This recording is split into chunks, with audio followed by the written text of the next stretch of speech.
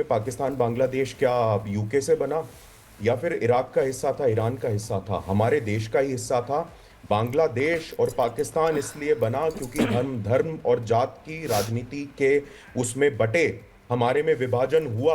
आप कह दीजिए पाकिस्तान, तो पाकिस्तान हमारा हो जाएगा आज। अगर आप उसका विरोध नहीं करते तो आप बताइए, पाकिस्तान भी हमारे देश का हिस्सा होना चाहिए, एक अखंड भारत बनना चाहिए। आप बोलिए उस बात को।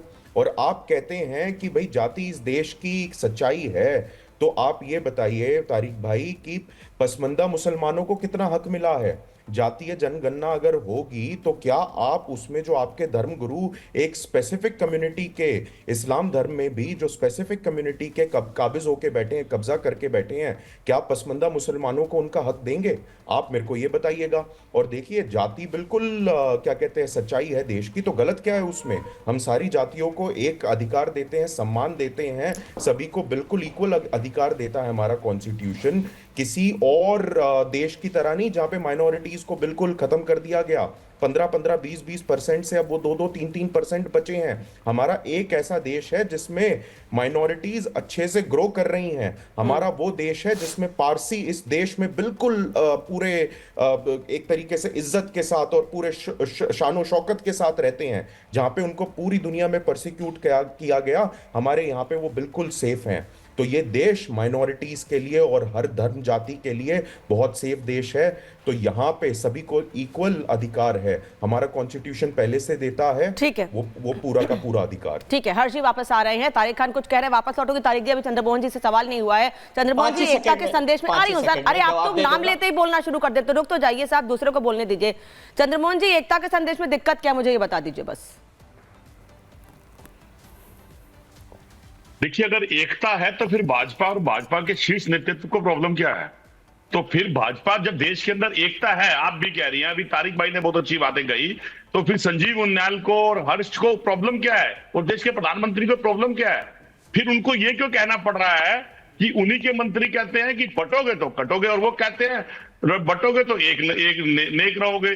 तो इनका मतलब क्या है, ये नहीं समझ पाया। नारे में दो सारांश आते हैं। एक है प्रेम की दुकान।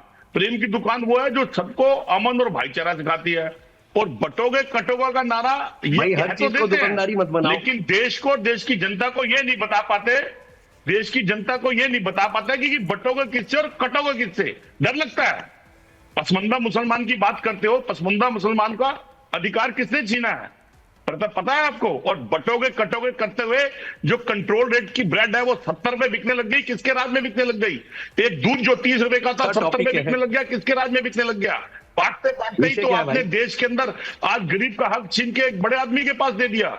और आप ये कहते हो कि इसके अंदर नाम लेते हुए डरते हो। हर चीज को दुकानदारी मत बनाइए। जी, आपका टाइम है, धर्म की, देश की बात है। जैसे लोग जाते हैं, हर एक चीज को दुकानदारी मत बनाइए, दुकान मत बनाइए, कमर्शियल मत करिए, इकोनॉमिक से मत जोड़िए। बीच में नहीं, अगर दम है तो बाद में बोलना, बीच में नहीं। रोकिए आप इनको, मैं बीच में नहीं बोलता हूँ ना। आप जैसे लोग आरडब्ल्यू में जाते हैं तो जहर फैलाते हैं। इंपॉर्टेंट टॉपिक क्योंकि आपका मिशन है, आप लोग ऐसी संस्था के साथ जुड़े हुए हैं जहां आरडब्ल्यू के अंदर रह के भी देश समाज जाति की बात हो रही है, देश के अंदर देश की सीमाओं की बात हो रही है, प्रधानमंत्री है, संपदा की बात हो रही है, अखंडता की धर्म की बात हो रही है, और आप दुकान की बात कर रहे हो। लोग कहते हैं कि बटोगे तो कटोगे, आप दुकान कर रहे हो लगातार। नरेंद्र मोदी जी को समझा रहे हो, आप दुकान को समझा रहे हो, दुकानों की बात क्यों करते हो? आपकी बात बोलोगे, मैं सुनूंगा, सुन के चंद्रमोहन जी, संजीव जी एक एक करके बोलिए सर, आवाज नहीं आएगी, किसी की बात समझ नहीं आएगी। संजीव जी बोलने दीजिए, छेड़ता है ना, संजीव जी बोलने दीजिए सर, आ रहे हैं चंद्रमोहन संजीव जी। आप बोल रहे थे, आप बोले थे, मैंने बड़े तसल्ली से सुना था, मैंने बहुत तसल्ली से सुना था। देखिए, देश के अंदर अमन और भाईचारा रहेगा तो देश तरक्की करेगा, और यही देश की फितरत है। और अभी एक मैं पिक्चर दिखाता हूँ, संजीव उनियाल जी बता दीजिएगा मुझे, और स्पष्टता के साथ बताइएगा ये कि चलते हैं तो देश के प्रधानमंत्री ये तो कह देते हैं कि कपड़े देख के पहचाने जाते हैं, ये तो कह देते हैं कि अलगाववादी हैं, लेकिन उसी वर्ग के लोगों के साथ गले मिलते हैं जब बाहर जाके, तो वहां क्यों नहीं कहते ये बात? क्या देश का मुसलमान बुरा लगता है आपको? और रही बात जाति की, जिस देश के अंदर आपके रहते हुए जाति सूचक के ऊपर एक निम्न जाति के वर्ग के ऊपर मूत्र विसर्जन हो जाए और आप मुख बने बैठे रहो, आप ही के रहते हुए और देश के प्रधानमंत्री के रहते हुए मेरे राष्ट्रपिता के ऊपर लहू लुहान कर दिया जाए, और देश के प्रधानमंत्री को लज्जा शर्म आए थोड़ी देर के लिए, और उसके बाद वापस टिकट दे दी, बांट दी जाए। आप क्या सिखाना चाहते हैं देश को? अरे देश में अमन था, नहीं, एक सवाल तो ये है, लेकिन आप चंद्रमोहन राजनीति जी, करके उससे मेरा अगला बाकी सवाल मत तारिक और जी आप से है। जैसे लोग तारिक जी आप खबरदार हो बताइए जाओ, जो कि वो RW कुछ में करें जाके तो जहर राजनीति, फैलाते हो। वो कुछ करें उसको तो राजनीति राजनीति, तक लेकिन रहने दो, आप कुछ करें वो मत लेके राजनीति जाओ। नहीं है, ऐसा क्यों? मैम देखिए, अब देश को एक नहीं, रखने की बात करने में कोई अगर दिक्कत हमारा नहीं है। आपको कोई मैं भाई वक्तव्य के- गलत लगे तो चंद्रमोहन आप जी, आपसे तारिक जी पूछे, से उसका सवाल जवाब देंगे। सब लोग और बोल रहे हैं। बेबाकी मैं चुप जाता हूँ। तो हमने उसके लिए माफी भी मांगी, इनकी तरह पीठ दिखा के भागे नहीं है। अगर कोई काम करता है तो उससे गलतियां हो सकती हैं, होती होंगी। चंद्रमोहन जी, तारिक जी से भाई, सवाल पूछा गया था, आपने ऑलरेडी इतना बोल दिया है। लेकिन इंसान है वो। तारिक भाई को बोलना है यार, देखिए तुम्हारे साथी हैं। देखिए आज दीपावली का पर्व है और मैं सिर्फ इतना कह रहा हूँ, भाई ने मेरे कहा कि 47 में बंटवारा हुआ, बांग्लादेश बना, तो भाई राहुल गांधी ने 1822 में यात्रा नहीं निकाली थी भाई, अभी निकाली थी कुछ साल पहले, तब ये सब हो चुका था। मैं यही एक जायज सवाल पूछ रहा हूं कि हमने बीजेपी के हर नेता ने पूछा भाई टूटा कब था, टूटा कब था, टूटा कब था, टूटा कब था, कब टूटा था? ये सब बातें राहुल गांधी की यात्रा की पहले थी। तारिक जी, मैं आपको याद दिलाती हूँ, तारिक जी मैं आपको याद दिलाती हूँ, टूटा कब था? जब आपने एनकाउंटर में जातियां ढूंढनी शुरू की, टूटा तब। जब आपने पीडीए का नारा दिया, टूटा तब, क्योंकि आपने कई लोगों को छोड़ दिया। जहां समाजवादी पार्टी कह रही थी हम बहुत अच्छा प्रदर्शन करेंगे लोकसभा से लेकर के विधानसभा 2022 तक, वहां लोग उम्मीदें लगा करके बैठे हुए थे, लेकिन आपने जातिगत राजनीति की, उसका नुकसान आपने उठाया विधानसभा के चुनावों में। हर्ष दहिया जी, अभी जो आपने बातें सुनी, आ रही हूं मैं आपके पास भी लौटूंगी, लेकिन एक काउंटर क्वेश्चन लेना चाहती हूँ। प्रधानमंत्री ने क्या कुछ कहा है, पहले वो सुनवा देती हूँ आपको, उसके बाद लौटती हूँ मैं।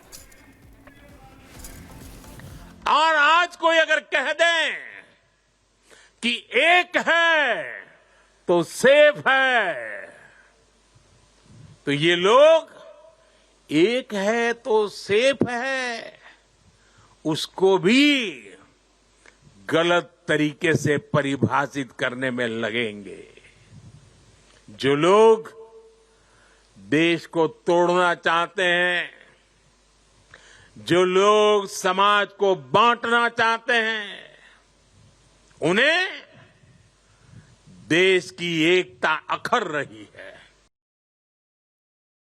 तारिक जी, अब आप ही बोल लीजिए, आपने सुन लिया क्या कहा गया है? एक है तो सेफ है, लेकिन उन्हें बांटने की राजनीति करने वाले कौन हैं? ये मेरा पहला सवाल था, शुरुआती भी और अभी भी मैं आपसे यही पूछ रही हूँ। आपने सुना ना क्या कहा आपने, क्योंकि शुरुआत ये कही थी कटेंगे तो बटेंगे, वो तो आपने भी अपने आप पोस्टर लगा दिए।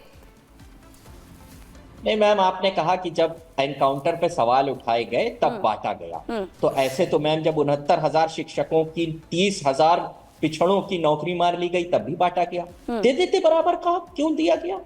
और फिर अगर जातिगत बराबरी का हाई है, जातिगत राजनीति, तो जातिगत राजनीति, बात जातिगत राजनीति, जातिगत कितने लोगों को आपने विधानसभा में टिकट दिए उसमें जातियां देखी आपने, जितने लोगों को आपने लोकसभा में टिकट दिए उसमें जातियां देखी आपने।